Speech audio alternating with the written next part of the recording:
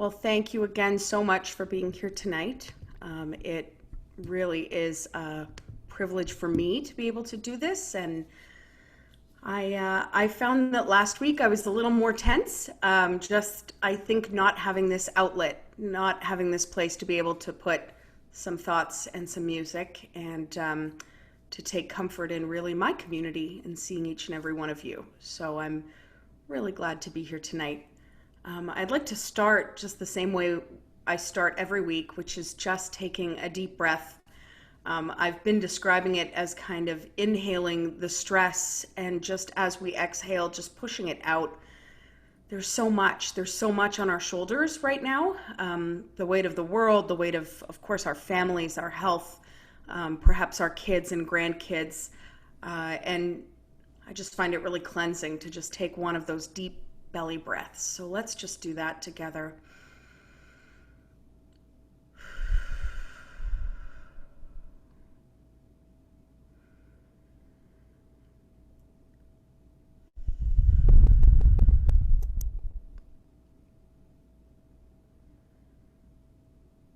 I find as I take these deep breaths, I feel my spirit just a little more grounded. I feel that my heart rate and the anxiety just slows a little bit, and it just allows me to center myself.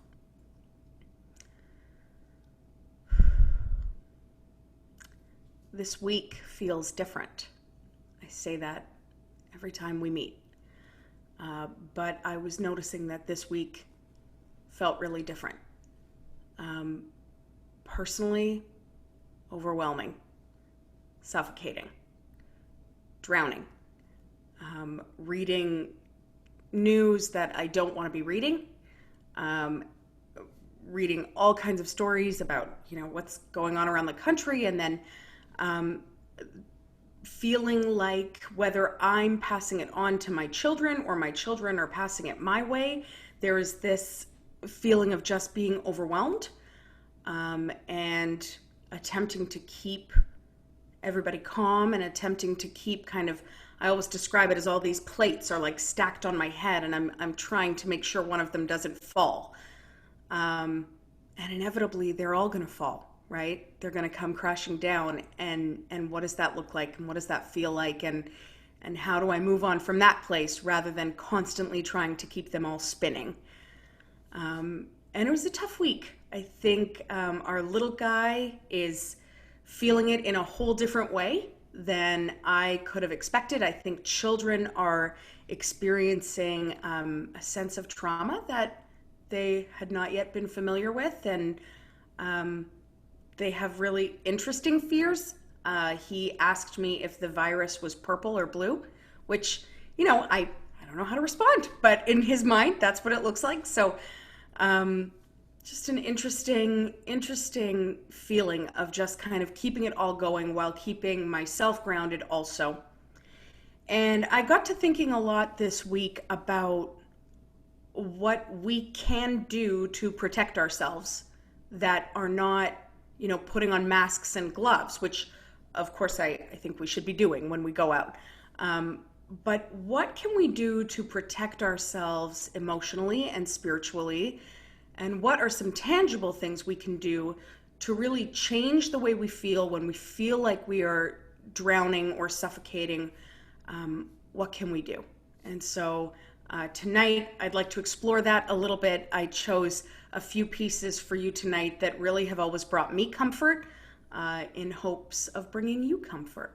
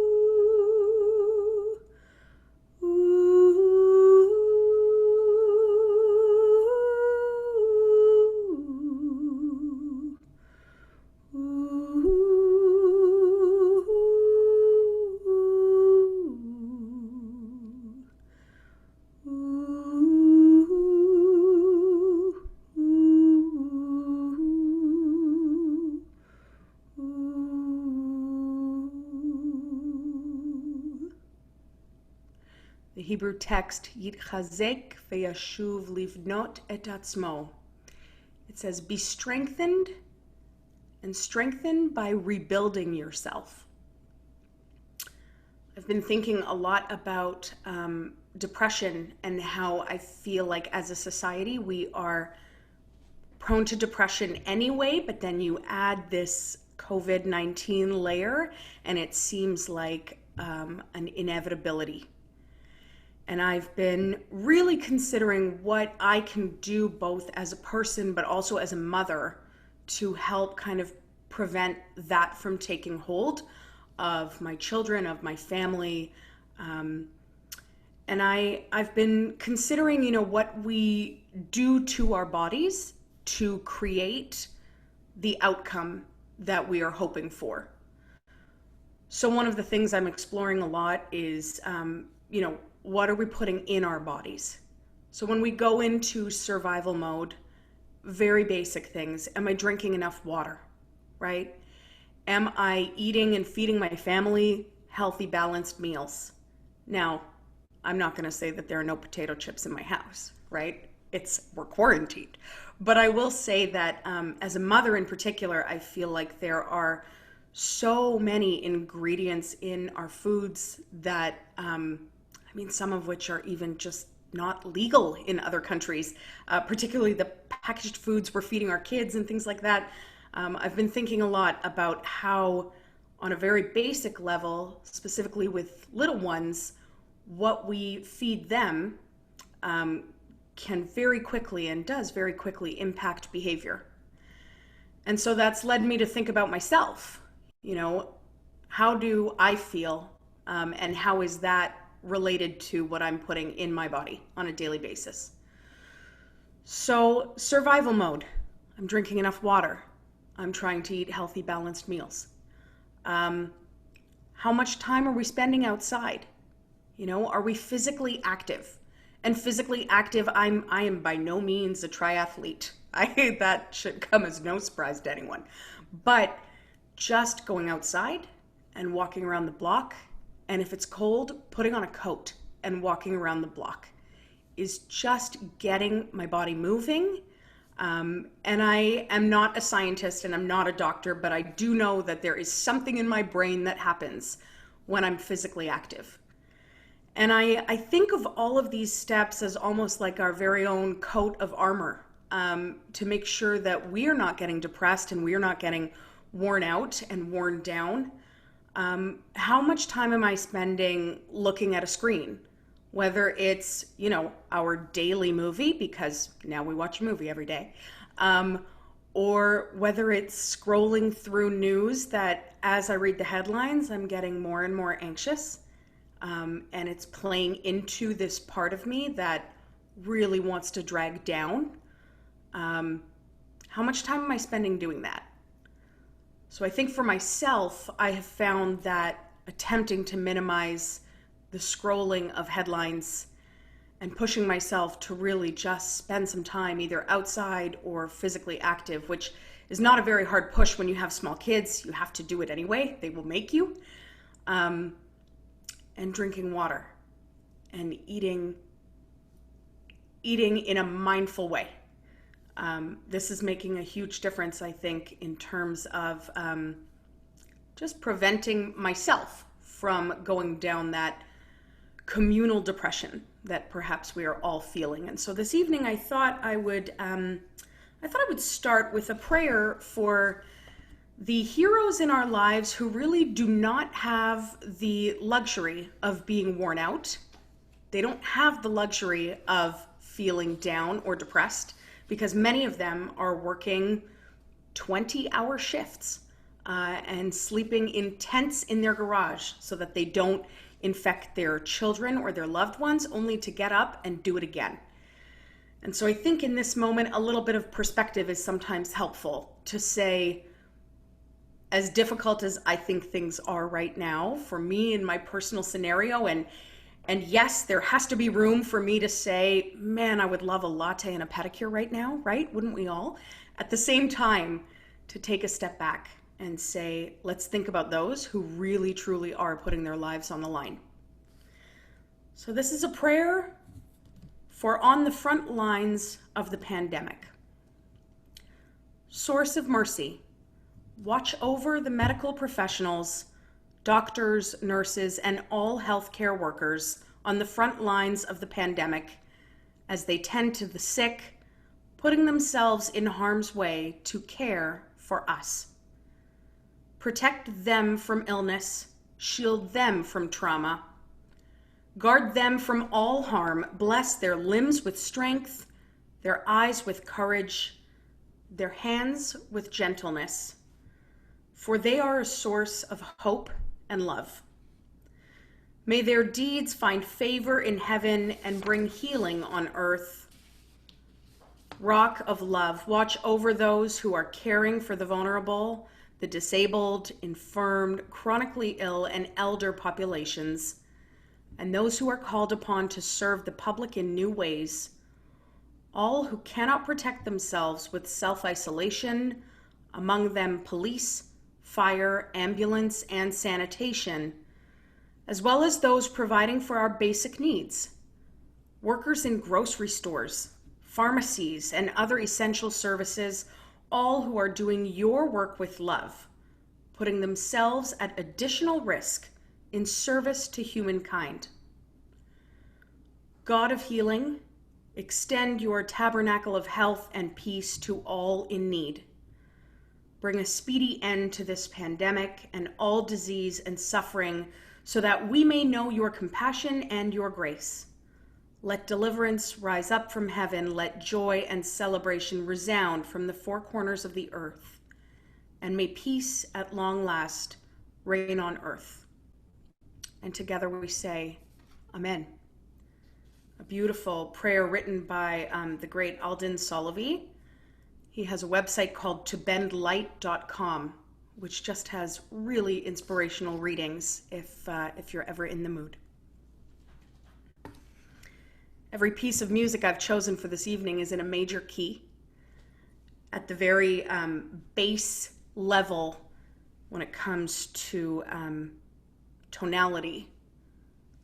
Pieces written in major keys have a different effect on our souls than they do in minor keys. So this is part of my attempt. Those who sow in tears will reap in joy, will reap in joy. Those who sow in tears will reap in joy. Those who sow in tears will reap in joy, will reap in joy. Those who sow in tears will reap in joy, will reap in joy.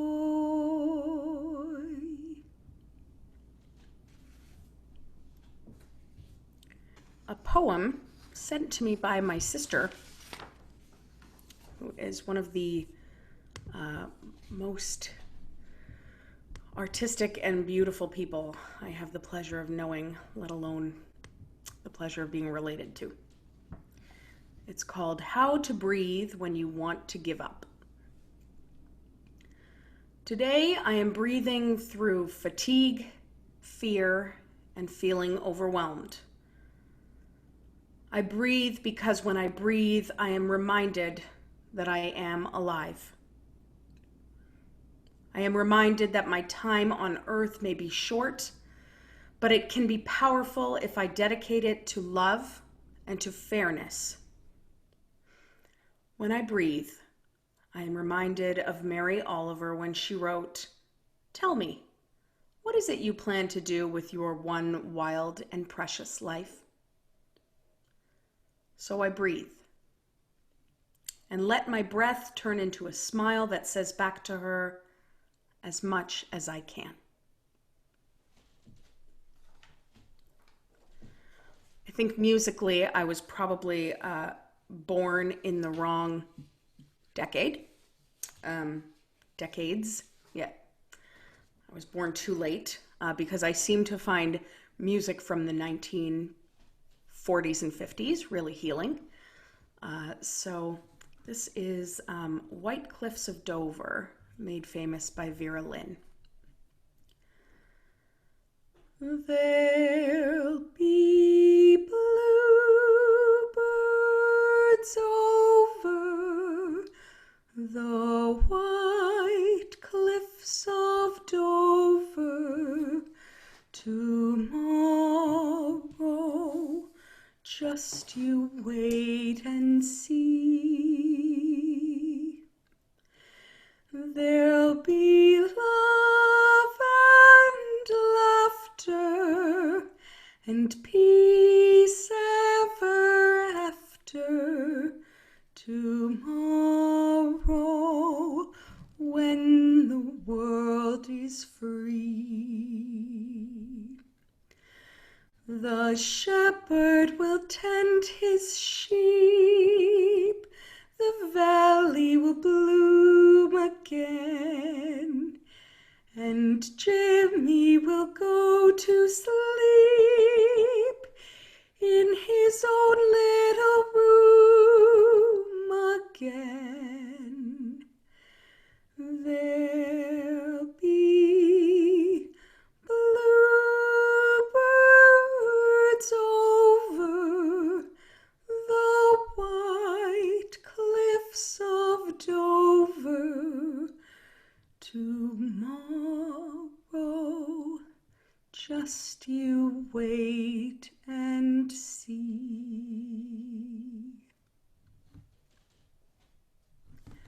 Somebody wrote to me asking if maybe I wanted to include some popular music, which I think it was Jennifer. This is my form of pop music. Just I think I get to 1970 and just stop. That's how I am. Another beautiful poem shared with me by my beautiful sister. It's called "For My Daughter on a Bad Day." Life will rough you up, throw you to the shore like a wave crashing, sand in your hair, blood in your teeth. When grief sits with you, hand dipped with rage, let it linger. Hold its pulse in your hands. There is no remedy for a bad haircut or ruined love like time. Even when death is coming, even when the filth rises in the back of your throat, this is not the worst of it. And if it is, listen for the catbird calling. No matter the wreckage, they still sing for you. I firmly believe that if we look hard enough, there is so much goodness right now. On a very basic level, John Krasinski has started doing these YouTube videos called Some Good News, which are just a pleasure to watch. He can't get through 14 minutes of recorded material without becoming emotional himself. We need to look for the good news. We need to now put on those suits of armor and protect ourselves against slipping down a slippery slope. So we do that in very practical ways. We take care of ourselves as though we're taking care of children, right? I watch how much screen time my son takes in. I watch what he eats and how many sweets he eats, and I watch how much time he spends outside and how physically active he is. And I now have to take care of myself as though I'm a child that needs that kind of care. Because emotionally we do. We have to take care of ourselves. And sometimes spending time watching movies with happy endings or reading books that feel indulgent and uplifting are exactly what the doctor ordered. This is another one of my favorites by Cat Stevens. Morning has broken like the first morning. Blackbird has spoken like the first bird. Praise for the singing, praise for the morning, praise for the springing, fresh from the word. Sweet the rain's new fall, sunlit from heaven,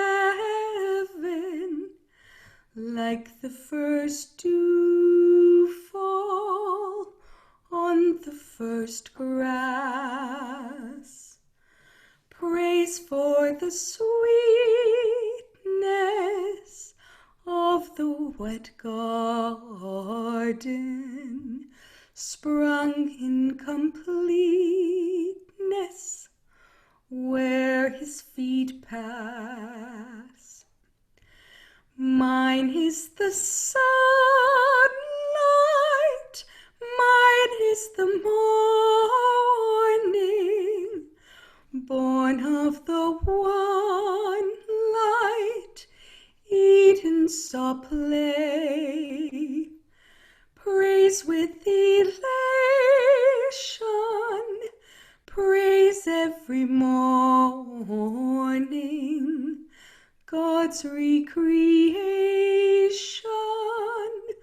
of the new day. Even musically, I find myself drawn to the musical version of a warm, comfy blanket, right? So Cat Stevens and all of these really sweet tunes, they have a musical formula in them, and the formula comforts us. They're strophic, which means it is one stanza of musical material that just repeats itself over and over again. There's no complicated bridge. There's no, tonal or dissonant section that our minds need to musically wake up for. We get to just relax and sink into them. So one of the things I think I'll do this week is create a playlist for myself of just tunes that are comforting, right?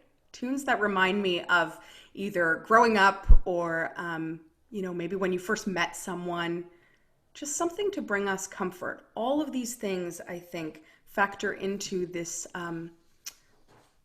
this defense mechanism, this coat of armor we're all going to put on to take care of ourselves through this time.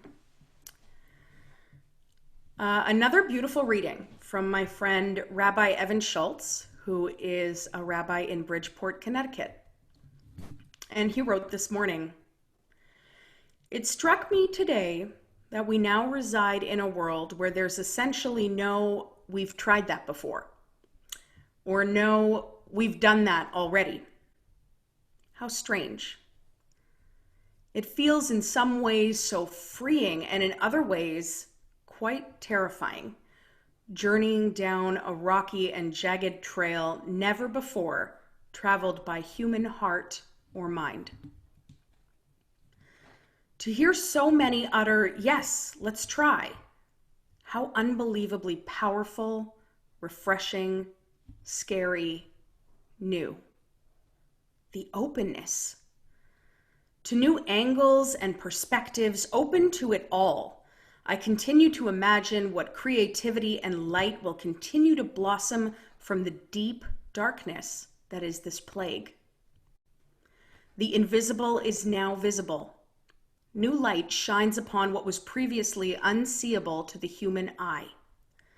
Little nooks in our homes that we never quite noticed, or spaces of beauty that we drove by hundreds of times, now illuminated on a morning walk around the neighborhood. Openness to one another, to their ideas, to that which lie dormant within ourselves.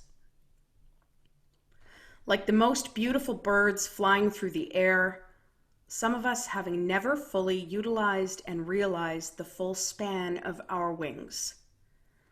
And we shout to one another, gliding through the windy air to fly so freely, to fly. There is no, we've tried that before in 2020. So we fly together gracefully through the air, ready to catch one another if we fall, and encourage one another to flutter freely, open each day to ourselves and to the world anew. I know we've been talking so much about just going for walks around and what we notice when we just take a walk around the neighborhood. It sounds so crazy, but it was not something that we had too much time for before. Of course, with a baby and a stroller, we would do a loop around the block, and I feel like my sights were always set on getting home in time for bath time and bedtime and making sure to set the alarm for tomorrow. And I noticed tonight at 4:15 when I was sitting on my front step with my son eating a Freezy Pop, because why not? I said to him, you know, I noticed the last time we went for a walk that there's this lady that has this beautiful garden, and in front, she's just got this patch of bright red tulips, and they are so vibrant. They're so bright. It's like if we were in a black and white movie, those red tulips would be red. And they're beautiful. And I don't know why they're so striking, and I also don't know why I've never noticed them before, but I suspect it's because I've never had time, and I've never needed to pause to find the beauty in the world like I do in a time of a pandemic.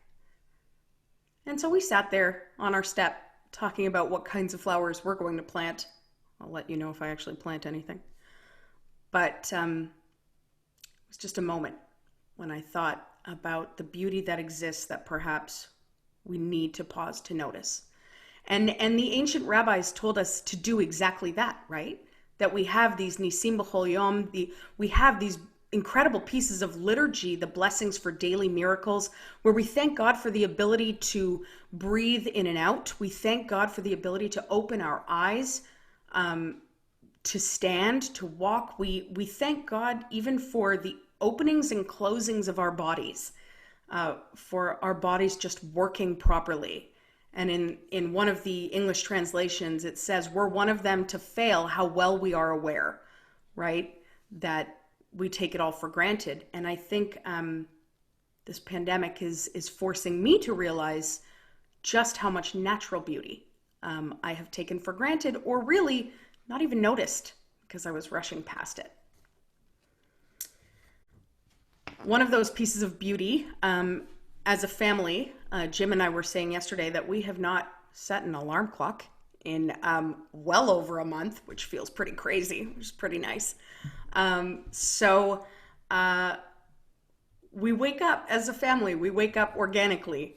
And I like to think that we go to bed pretty peacefully and organically also, because my children know that when they get up in the morning, we're not in a rush.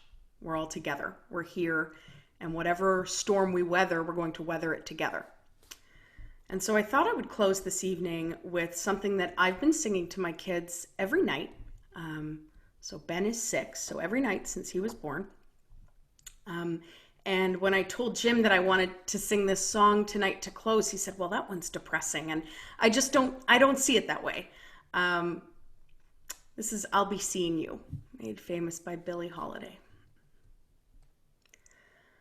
I'll be seeing you in all the old familiar places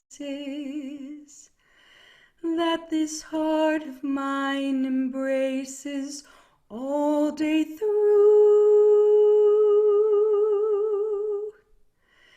In that small cafe, the park across the way, the children's carousel, the chestnut tree are wishing well. I'll be seeing you in every lovely summer's day, in everything that's dark and gray, light and gay, I made that up. I'll always think of you that way. I'll find you in the morning sun, and when the day's new,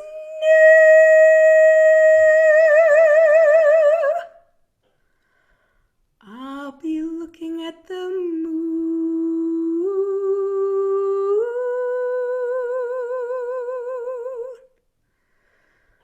but I'll be seeing you.